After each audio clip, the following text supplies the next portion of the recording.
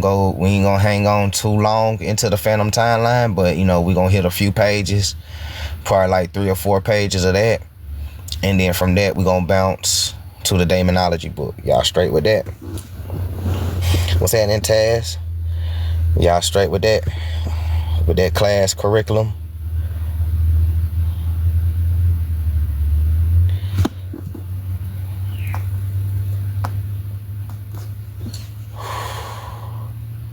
Fernando said, just trying to get interactions with stupid statements next. I don't know what you're talking about. Okay, cool. Hola, what's happening? So I'm here for it. Let's go. Facts. All right, here we go. The body definitely adapts to environment, like the peoples from Machu Picchu in the high altitude. What does that got to do with anything we talking about? I'm trying to figure out what does that got to do with anything we're talking about. Y'all just be coming in here saying shit, right? Have I heard about the Tuscaroans? Yes, I definitely heard about the Tuscaroans. What's that in that aura in the building? Peace.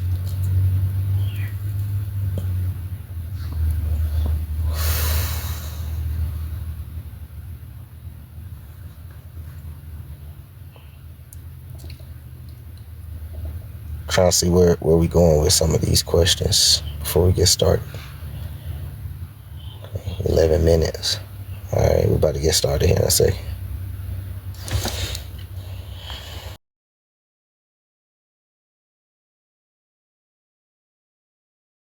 Back, High Learning Book Club.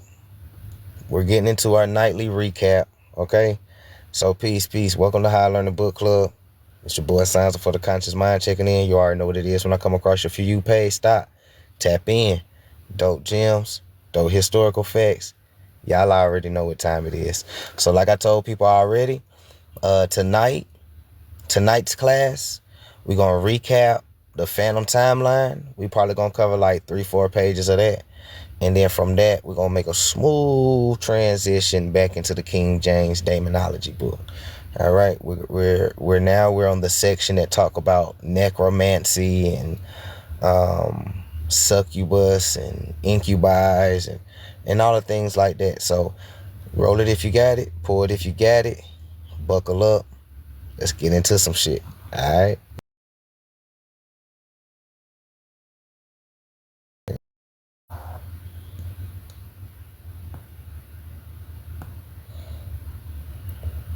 Who's in my box? Black Girl Rock. I don't know if you requested to come up. Walk on Water, what's happening? Hold on, what's going on? Turn off the camera, man. What the hell? How do you turn it off? Turn it off. I don't know what's going on. I don't know if to send that request to come up, but if y'all can hold y'all request till the end, I'll bring everybody up to the panel. So first thing first, right? All right. First thing first, before we get into the Phantom Timeline, we must understand that they have you reading history books. Right? They have you reading history books about individuals that didn't even exist. All right? Let's make that clear. All right? Let's say it again. They have you reading history books about individuals that didn't even exist. And when I say they, we should already know who we're talking about, right? If you don't know who we're talking about, let me know in the comments. I'll tell you who we're talking about. But for those who know, I got they actually in the middle of the screen, right? The top middle part, they, right? They got you reading books about individuals that didn't even exist, such as Christopher Columbus, right? Christopher Columbus is not just a mythical figure, but he is a myth. He never even existed except in the minds of the 16th century forgers of the Vatican, Italy, and other countries, right? Figure in the middle, top middle, figure, right? They also, what's happening? Daughters of the Most High, peace, peace, peace. I got you. CVC in the building. So they giving you pictures of Tartaria, right? To the right. But they're telling you that people came over here on wooden boats. Bottom picture, right? Bottom picture and top picture do not go with each other. Something couldn't have happened. All right. These same people gave you the monkey ancestor. These same people gave you fake pictures of historical figures such as Abraham Lincoln. Most of your history is not real. All right. Y'all got it? We good? Gotta check in on y'all. We straight? Nobody glitching yet?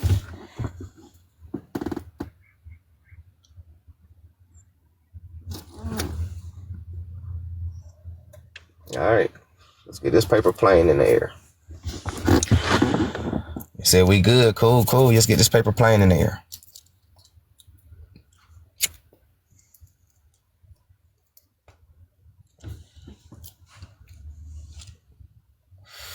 There we go.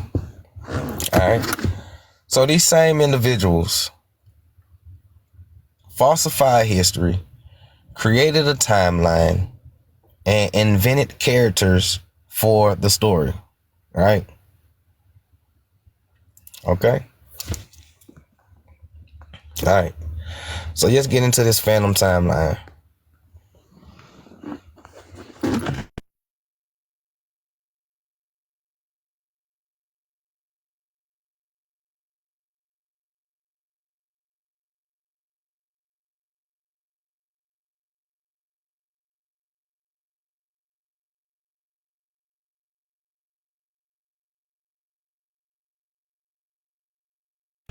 All right, let's get into this Phantom timeline, right?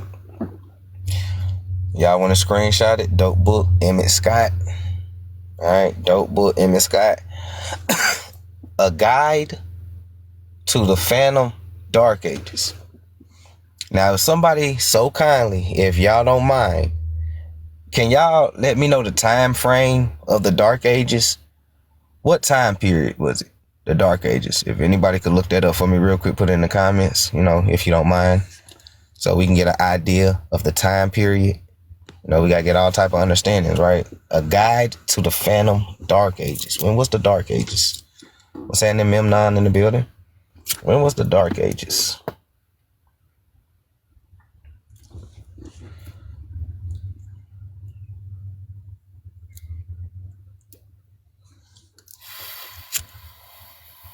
When was the Dark Ages? Roll it if you got it. Roll it if you got it. Dark Ages.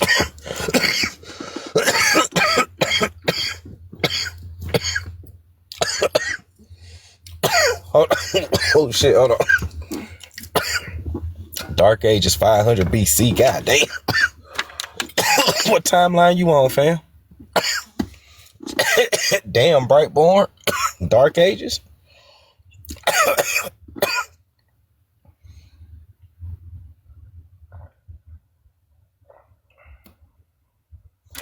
Shit. Boy, you almost made me choke on that one. This is about to be a short live. This was going to be a short live. We're almost past that. Hold on. All right. 700 AD. So what? 700 AD to about what? 1500s? Like 500, 700 AD to the 1500s?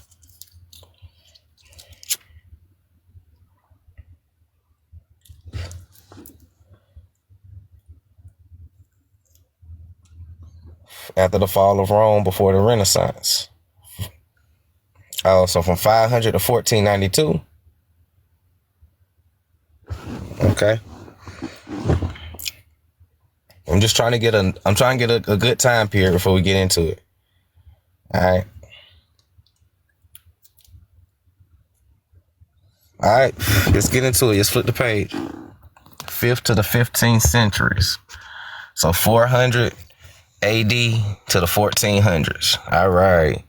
We got us a nice time period. So let's get into it. Let's flip the page. We're talking about a guide to the Phantom Dark Age.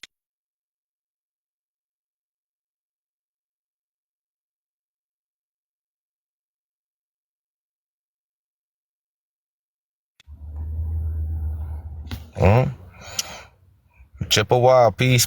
What's happening, Chippewa in the building? All right. So flipping the page. Hold on. I don't know why it's like that. Let me see if I can make it smaller.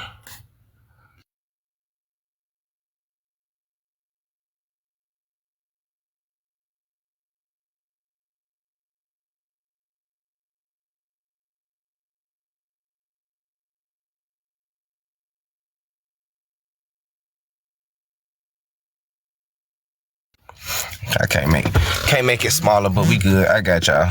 I know what it says. We good. So flipping the page, right? And it says academia has a problem. All right. We talking about the guide to the Phantom Dark Ages. Academia has a problem. What is the problem? Well, the problem begins, right?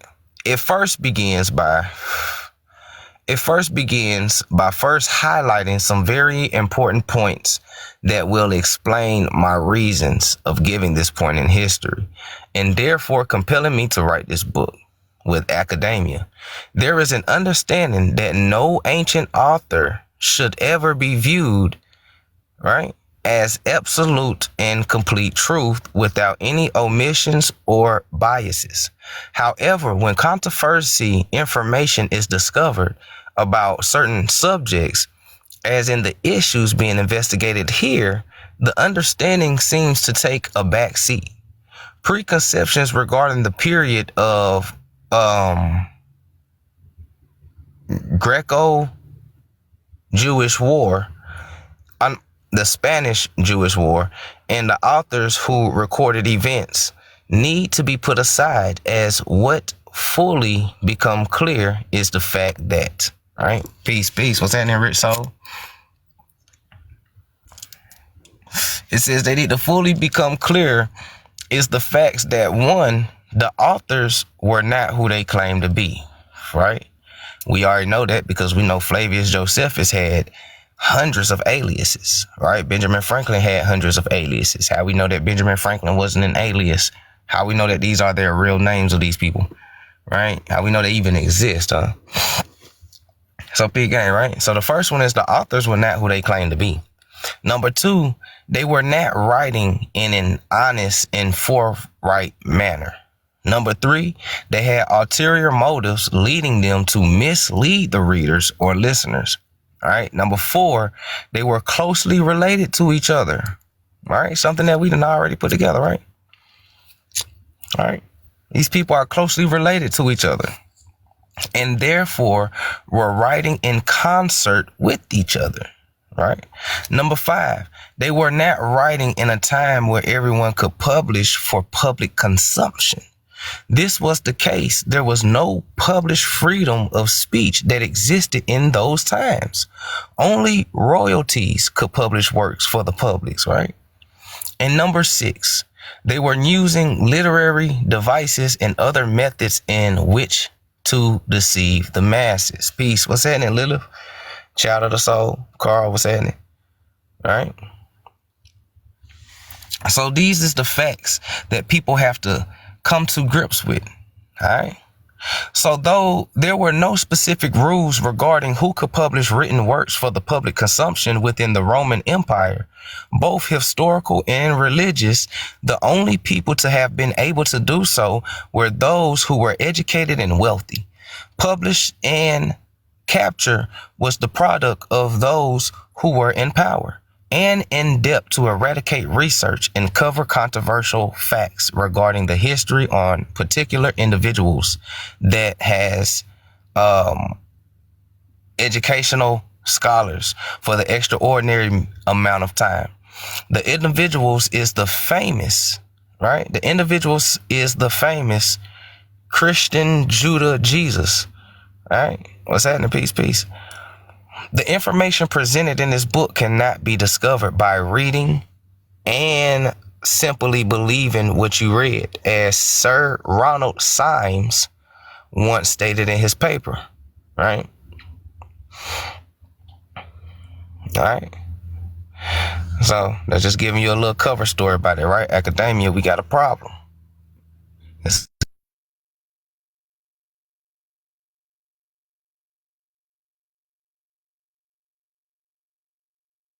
problem is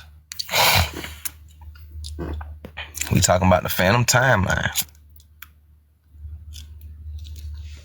And see what the problem is with history, right? So it says that the biographies of the Roman emperors, the same methods have been used to reveal the names using nomenclature, or however you say it, in the 1st and 2nd century CE, right? The 10 ways Syme gave are as follows, right? Indistinctive names, inferior genitalia, names from earlier vantage, current and favorite names, the names of the authors, the names of classical authors, names from literature, names of fun and fantasy, perverted names, fictitious characters, and their names or attributes or both resemble eminent families in the Roman rich, the fucking wealthy family. I don't know why I got tongue tied right there. Aristocracy. There we go. I don't know why I got tongue tied right there. So what they saying is that most of these fictional characters inside of these stories, a lot of them are fake characters, but their names and attributes resemble prominent families, right? So the character might be fake in the story, but they are a symbology of actual people. All right, we good? We got it? Peace was saying this, Swarthy.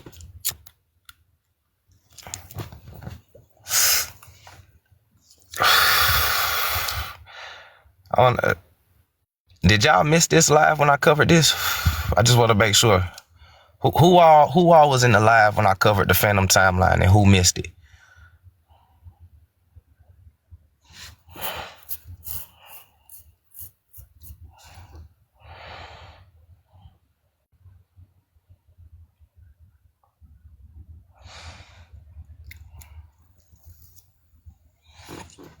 Okay, cool. I just want to make sure I just want to see who all missed it so I know how far to go with this. Because, this was a recap, but for those who missed it, we'll get into it. All right, cool. I got y'all. We'll get into it. So, dropping down, and it says, the books undermine, right? What's that, K Real? OCO. So it says, the book undermined the establishment, understanding the Roman history presented to the Romans, and a German classical scholar, politician, and archaeologist who was regarded as of the greatest classics of the 19th century, right? 1800s. Syme wrote, quote, the Roman Constitution, right? The Roman Constitution, which is something that we're going to read tomorrow morning because it's kind of dope. But the Roman Constitution was a scream, right, which horrified those who had studied the works of Mommsen. But Syme was saying that Emperor Augustus, previously known as Octavian, supposedly restoration of the representative in past tense or pretense on which he had built a monarchy based on personal relationships, right, with Rome's political families. Syme's expertise regarding famous Romans allowed him to practice what is known as prosophagy.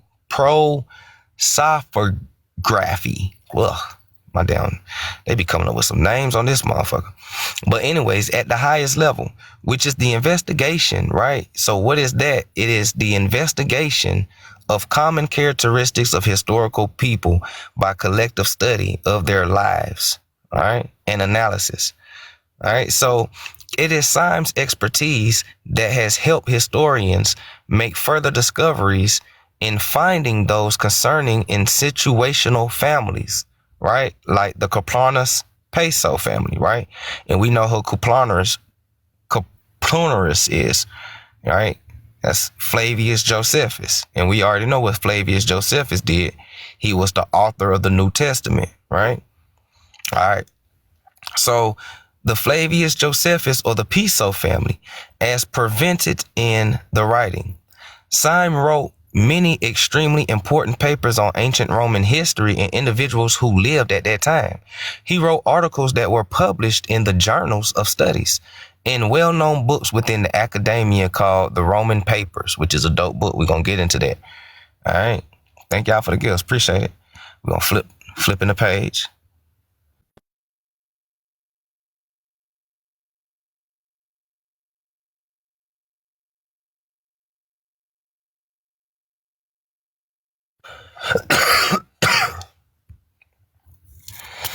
So now, right? So now Pharisees persisted for many years. And it is at that point the New Testament starts circulating is a key factor in unraveling the mystery surrounding the origins of Christianity.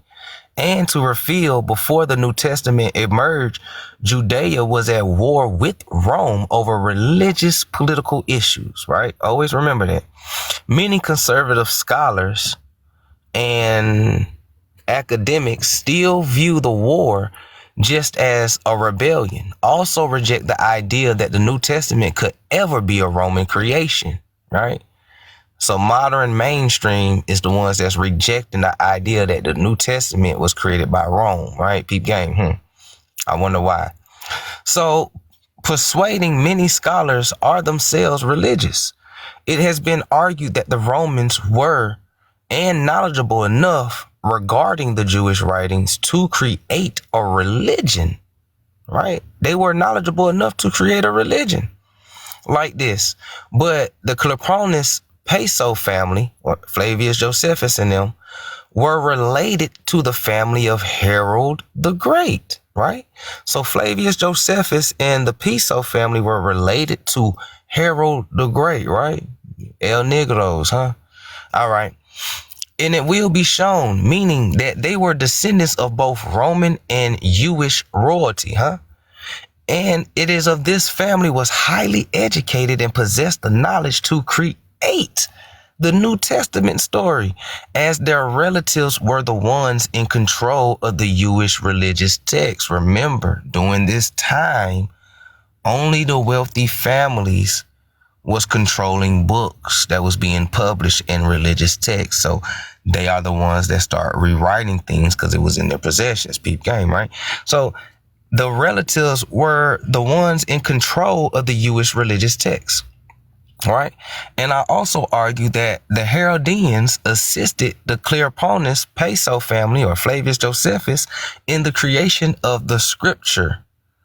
Right. And her argument against Roman authorship is that the Romans knew one thing well, and that's how to fight. I have to agree on that point. But the Roman aristocracy was very intelligent, too. And it is no way that they have been able to build an empire and maintain it without knowledge and power to do so. Another argument comes in the form of just why Rome wanted to persecute the very people who were following what they had written, right? But as noted above, the persecutions are not what they appear to be, huh? And could like to rise a few points that have been very important factors throughout this investigation. And there is not one word explaining how these scriptures were obtained and proving their authenticity. And nothing was allowed to leak out as to the method used to compile the collections of beautiful tales made up of crude religious and phallic stories, right? And the mentions of persecutions come after the fact and after the New Testaments emerged from the Roman historians, right? That's when you start getting persecution stories, huh? And the mentions of Christians themselves, or Christos, and Charitius, or Crestius, came from Roman historians again after the New Testament emerged, huh? Scholars and academias have not identified who the authors of the Gospels were, right? Census is that their names are Mark, Matthew, Luke, and John, but because of Creon Katia, it appears within the titles of the Gospels. So we know that those are not the authors because the names are in Greek, right? All right. So the individual named Paul never claimed to have met Jesus. Listen, they say the individual named Paul, he ain't never claimed to meet Jesus, but claimed to have received information from Jesus by speaking to him. You ain't never met the dude, but you got information from him though, right? Hey, y'all. Hey, I got message from Big Meech, but I ain't never meet the nigga though, right? All right, one of them, huh? All right. Yeah. Even in the Bible, he never met Jesus. Facts. Right? Even in the Bible, he never met Jesus. It's crazy. Inside the book itself, he never met him. But inside the book again, it tells you he spoke to him, and that's the spell. Right? So for a historical investigator, being told that some of the information from an individual who is unalived does not count as reliable evidence, all right? And there is no reliable evidence that a Christian sect existed before the New Testament emerged. Paul says nothing about them, right? Because they told you that the whole Christian and everything came from who? What? Paul. But when you go back into Paul's story, he don't mention nothing about Christians, Christo, or Christ. Peep game, right? That's inside the book as well. I'm trying to figure out, did people really read the book, or was you just listening to your pastor because he talked good?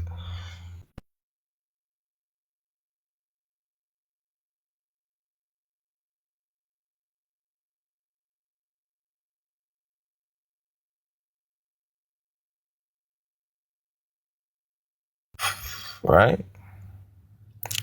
Let's continue going, right? Wow, what's happening? So now, more is to sharpen to make new points. Bruno was saying that he had observed that even the same phrases were used. The context was changed, but that is someone repeatedly in such writings. Listen to what they're saying. They saying in most of the books in the New Testament, they're repeating the same phrases over and over again. They just changing the context in words. All right.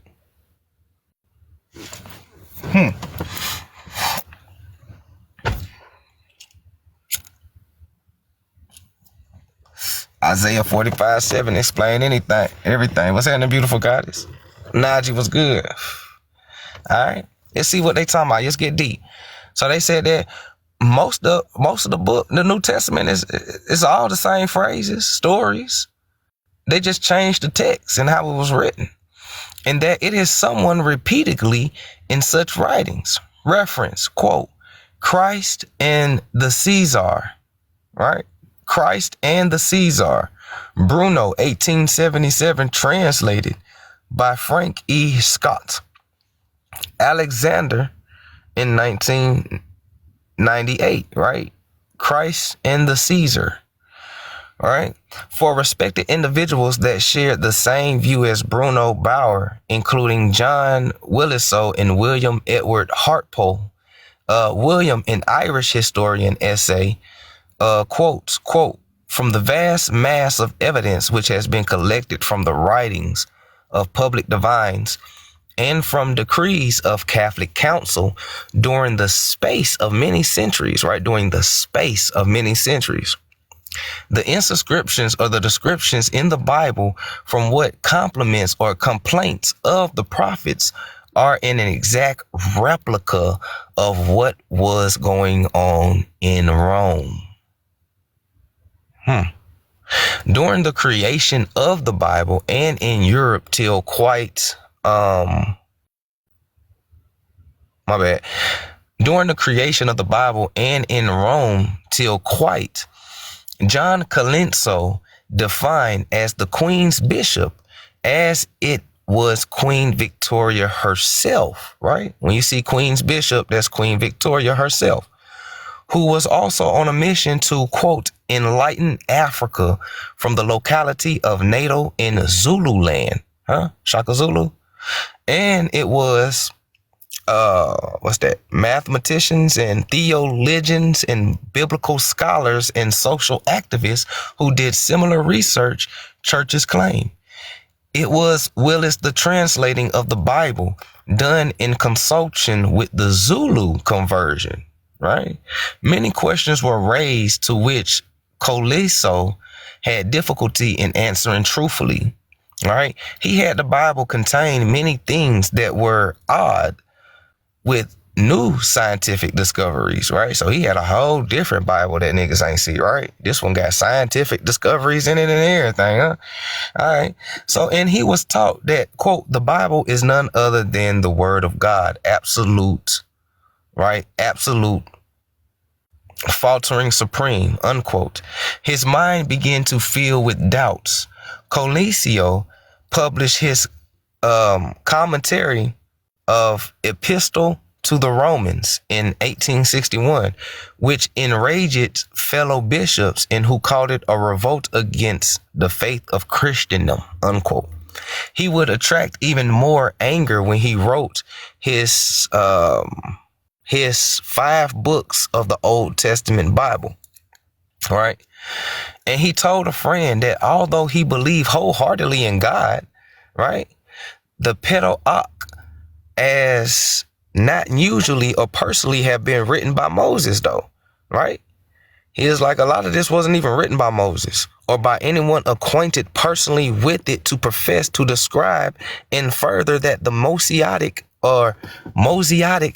narrative, but whoever written it, imparting to us, as I fully believe it does, revelations of a divine will and character, right? And regarding as historically true, unquote. Colisio's book was first published in South Africa, huh? All right. South Africa, huh? They doing a lot of publishing in Africa, right? And they were determined to stop from being published in England, right? So you stop publishing these books in England and you start publishing them in South Africa, right?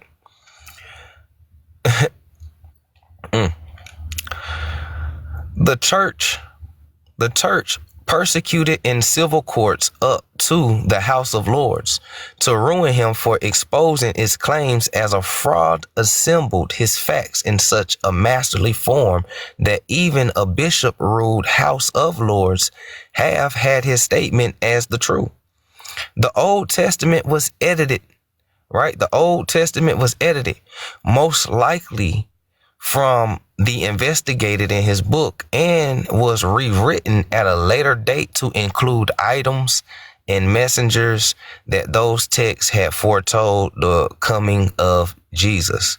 For an example, there are some edits of the Old Testament that are different and do not have the items where it was added later in the revised Old Testaments, right? Jeremiah chapter 53 is a perfect example if you want to compare Old Testaments and revised Old Testaments, right? Saying that, Auntie? Tyra Thomas in the building. Auntie. So, yeah, so we gotta be careful on what you're getting, right? So, for an example, they says, right, in taking of the claims, we are told in the form of 2 contradictory accounts, one by Christian Ezobus and the other by an individual named Lactantius, a tutor of Constantine, right? And that Constantine saw a vision in the sky, which led to his conversion to Christianity, right? That's what they tell you, right? And it says that Constantine saw this vision in 312 CE, but just before the battle, right? Just before the battle, right? The Sephardic Jews in Rome, right? So he saw this vision, quote unquote, that made him convert to Christianity just before the battle of the Sephardic Jews in Rome, huh? How coincidentally, right? So, and it was essentially a battle between Constantine and Emperor Maxentius of Rome. All right. Flipping the page.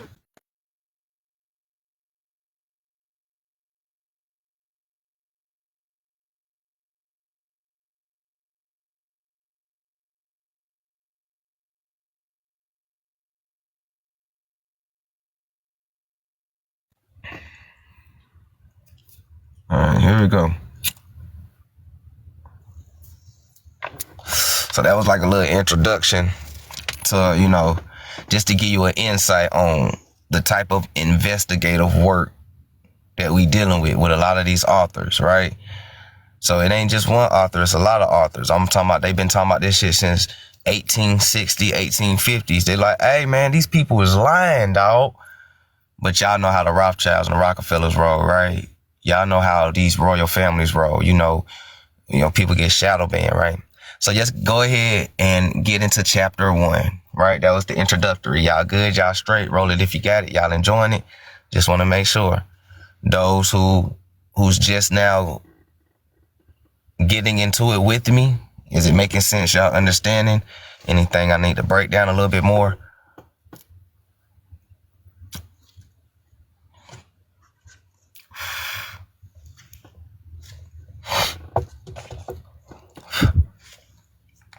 Hey, Chippewa said she good.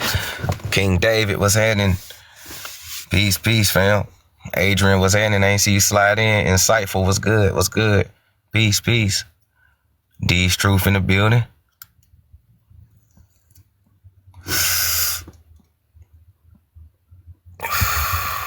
South Coast was good. Was good. South Coast. I don't think I spoke to you. I ain't see you slide in. Peace. So let's get into it, right? So now it's about to get juicy. So chapter 1, the Dark Ages, right? The Dark Ages. So the origin and development of the Dark Age idea, right? So the term Dark Age, a dark period, was first introduced into history by historians during the 14th century, right? The 1300s, all right? So the first time a person ever heard or mentioned the Dark Age was in the 14th century, right? The 1300s. That's a little odd, but just keep going. By the Italian scholar Petrarch, or however you say it, right? The term was not originally pejorative, but reflected merely the fact that little was known of European history in the centuries between the fall of the Western Empire and the fall of the Western Empire, right? Western Empire? What empire are they talking about? An event normally dated to 476. Excuse me. My fault. So, an event normally dated to 476. In the beginning of the 11th century, right, it seemed that few great moments were built after the fall of Rome. Though the castles and cathedrals raised by the European princes from the 11th century onward still adorned the landscape of the continent. What continent they talking about, y'all? Because, I mean, shit, when we look around, we still got these so-called Roman buildings, Tartaria buildings, right? I'm talking about these things old. All right? Are they talking about over here? They talking about over there, right? Remember, Washington, D.C. was called Rome, too. Peep the jug. You got to ask questions like this. They talking about over there or over here? So, peep game, right? So castles and cathedrals raised by European princes in the 11th century and onward still adorn the landscape of the continent. These latter men presided over a real civilization, though it seemed to be a civilization of somewhat inferior kind to that which had flourished under Caesar. That at least was the general opinion in Europe by the time of the Renaissance. The philosophers they read and admired tend to be those of Greece and Rome, right? And the Renaissance was a period which self-consciously sought to revive the glories of the classical ages, right? Right? With the evidence of the Reformation, right? With the evidence of Reformation in the 16th century, 1500s, Reformation. Let me see something. Reformation. That sound familiar.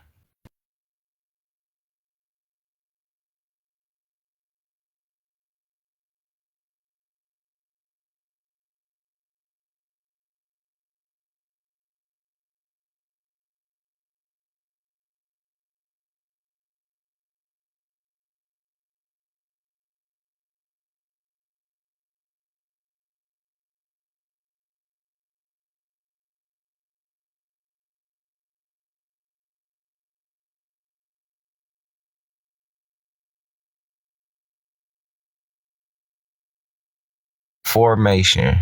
All right, Reformation. All right.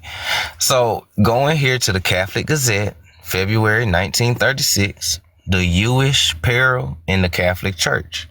All right. Peace. What's happening, Fox? All right. We're going here. If y'all want to screenshot it, I'll leave it up for a little second. Because that word Reformation sounds familiar. And they said in the 1500s.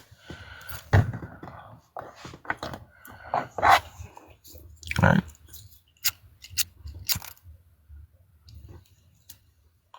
And this book is about little hat people, right? Y'all know the little hat people. We ain't gonna say too much, but one of their names is Jacob, right? Jacob is one of their names, just to let you know who we dealing with, right? When we read this. So Reformation.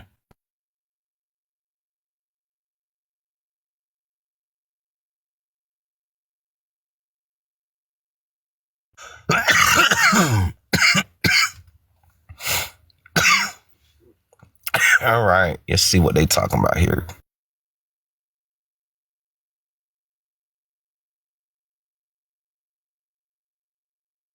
Formation.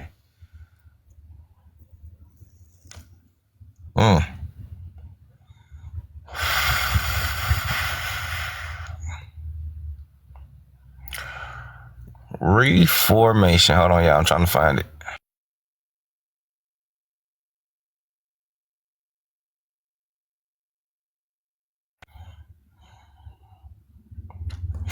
All right. So, inside of this quote that is quoted by Z Nation, Little Hat People, you know, Rockefeller, you know, y'all get it. We ain't gotta go too deep, right? When we say they, right? This is when we say they, right? Vatican Catholic Church, you know, they. So inside of they newspaper, they tell you, right? They tell you that we have made it a great honor, right? We have made it an honor, a great honor for the Gentiles to join us in our organizations, which are thanks to our gold and flourish now more than ever. Yet it remains our secret that those Gentiles who betray their own and most precious interests by joining us in our plot shall never know that those associations are of our creation. All right. They of their creation. And they should never suspect that we are using them to build their own jails and forging their own servitude or civility or slavery. All right. We are the masters of reformation. There we go. We are the masters of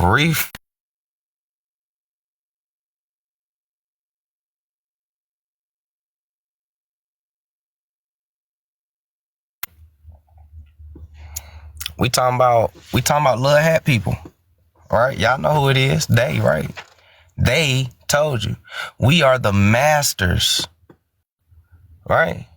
We boast of being the masters, the creators of the reformation. So whenever you see that word reformation, just know who you're talking about. And understand reformation is no different than reconstruction. All right. So going back into the Phantom timeline, we're talking about them reconstructing history. All right.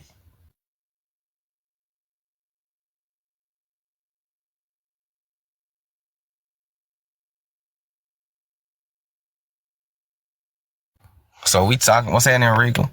So the Phantom of the Dark Age, right? We're talking we're talking about how they reformed history, right? We're talking about the masters and the creators of reformation. So with the evidence of the reformation in the 16th century, 1500s, the term Dark Age began to take on distinctively negative connotations. Protestant writers from the 17th century onward would increasingly view everything between Constantine and the Reformation as a long and tedious epoch of barbarism and ignorance, And the same process was to continue during and after the epoch. He said pretty words for lies. I know, right? You know, they always got a fancy word, you know. You didn't steal it, you discovered it, right? You ain't lie, you just reformed it, right?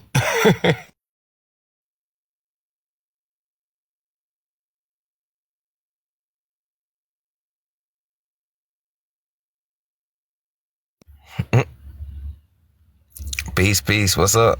I'm highly favored in the building. All right.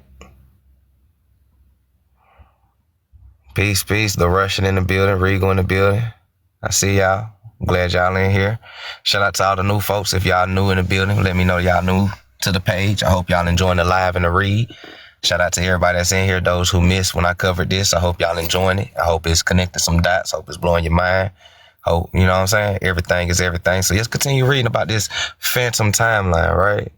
So now, the Enlightenment, when men such as Voltaire and Kant saw the whole of what we now call the Middle Ages, right?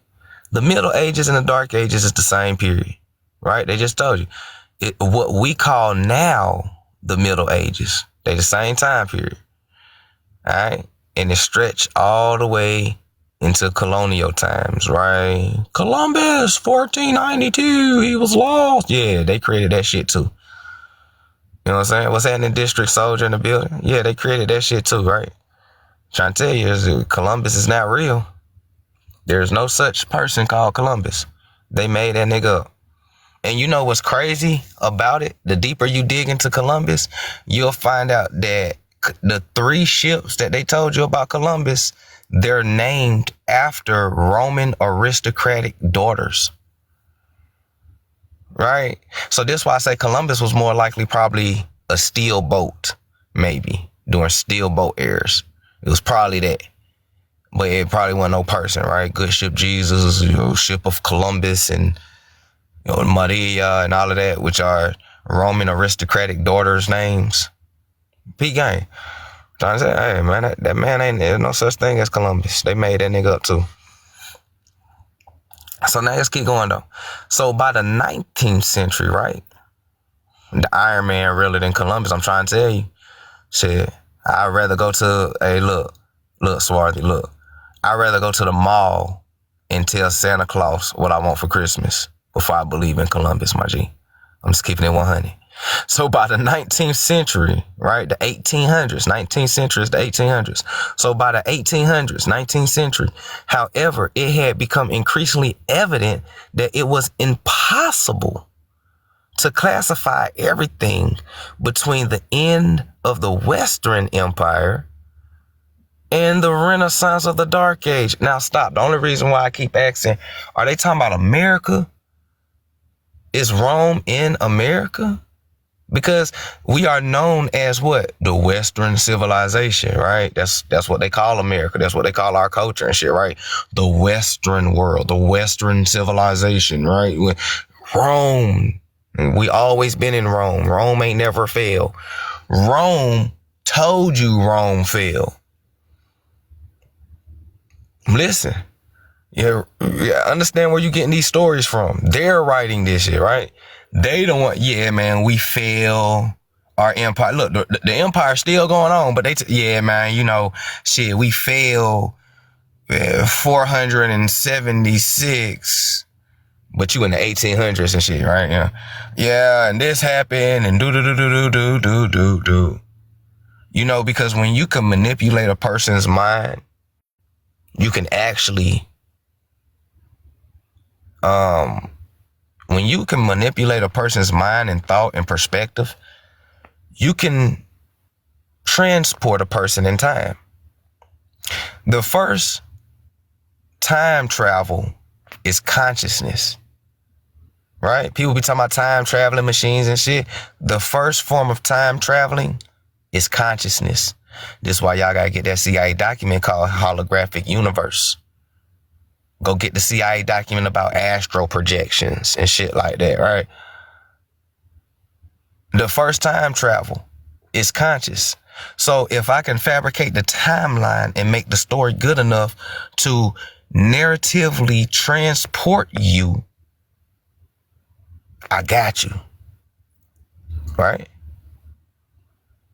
Yup. The Gateway Project, yeah. CIA document Gateway Project too, yup. Peak Gang, yup. The same documents that say we can walk through walls. Right? Flash. What's happening, Voodoo? Voodoo Child in the building. That's how I say. Right? Flash. Right? The superhero Flash shows you this, right? In order for Flash to get through the wall, he had to vibrate at a certain frequency. He had to phase through the wall, which means what did they tell him? You have to molecular vibrate at the same or even faster than the object you're trying to go through. You know what I'm saying? That's what they told him. All right, so Peep Gang.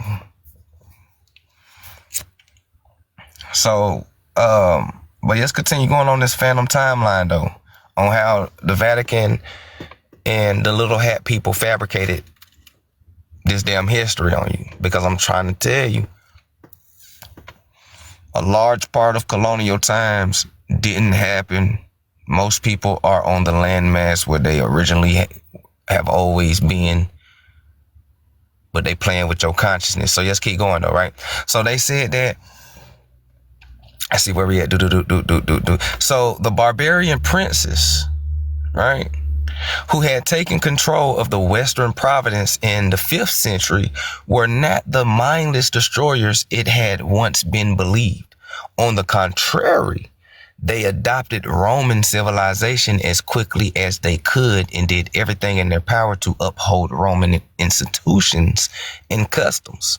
They also continued, by and large, to regard themselves as functionaries of the empire and minted gold coins embezzled with the image of the emperor or Constantine on them.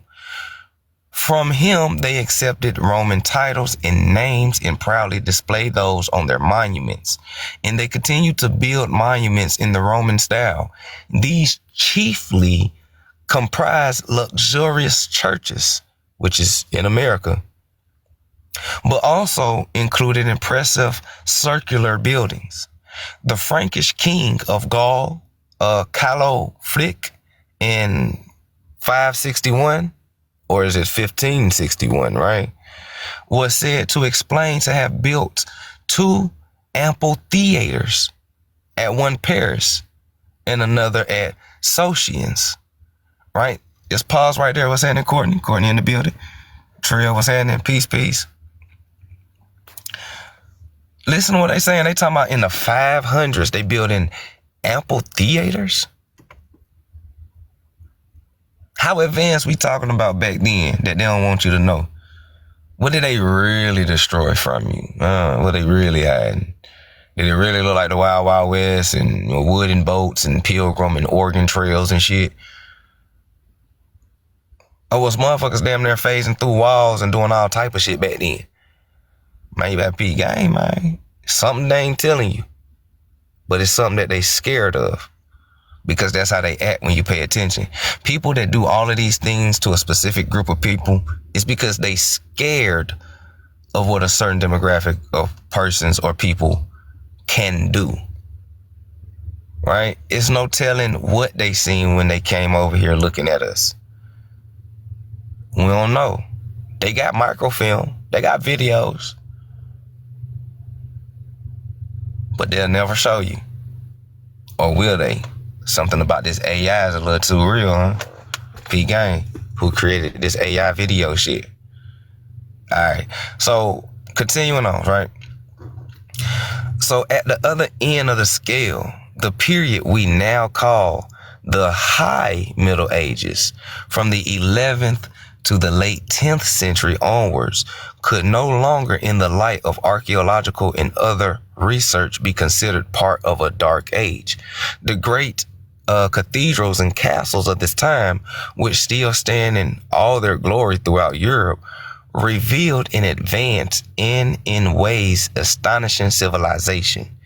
It was recognized, for an example, that the medieval cathedrals represented an advance on the Roman architecture, and it was conceded that the Romans would have been incapable of building such structures. So who built these structures? Right? Peace, what's happening, Anthony? They say that the Romans ain't built this shit. Them niggas was incapable. So who built these structures? All right. Indeed, in many areas of technology, the Middle Ages were more advanced and sophisticated than classical Rome. And we need only cite an innumerous list of technologies employed by the peoples of medieval Europe, which were unknown to the Romans.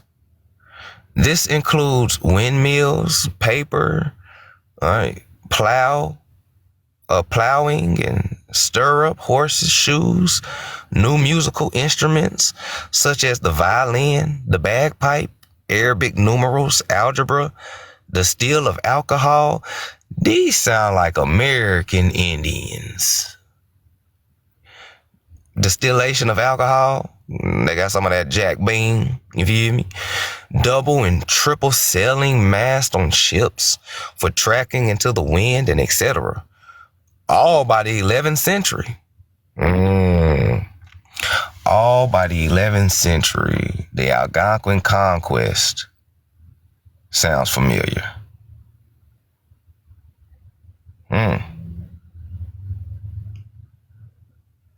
Who built these structures? I would assume it's the same people who built the same structures over here, because it's the same style, except for the ones over here in America is older than the ones in Europe. That's what they're not telling you. This is what he's telling you, though. These buildings in Europe wasn't built by the Romans, man. There had to be somebody here other than them, because the classical Romans are incapable. So who is these highly advanced so-called Romans? And the stuff that they was bringing is stuff that when you read the Algonquin conquest and Atlantis, the antediluvian world, and you know the geological sketches that tell you America's the real old world, and Kataga A. Baga, the West African historian that's telling you about South American Indians, and they bringing all this type of stuff, bringing civilization, and they went to Europe. All right, so Pete Gang, let's continue going, because it's definitely going to get deep. This is just chapter 1. We on, all right? So they said that the Romans was incapable, all right? We talking about these people bringing all type of stuff, even alcohol, all right?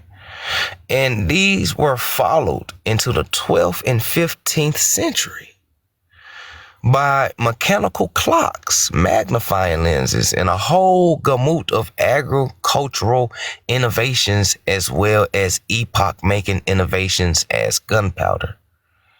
All right? Voodoo Chief in the building, peace, all right? They say these people even had gunpowder. But when you research who invented gunpowder, it's going to tell you Nagas. I shit you not, research it. They're going to tell you the Nagas created gunpowder. So how did the innovations of gunpowder is in Europe and Rome? Who is these Romans bringing these advanced civilizations? Right? But because we have great teachers like Voodoo Chief, we have great teachers like Rashad Poet, great teachers like David and others and myself and everything like that, right? And a lot of them, we know that all this stuff came from America, and we took civilization around the world. So is one reason why they reconstructed history to hide the fact that American Negroes been around the world spreading civilization? Instead, they give it to the Africans, when in reality, the Africans got it from us.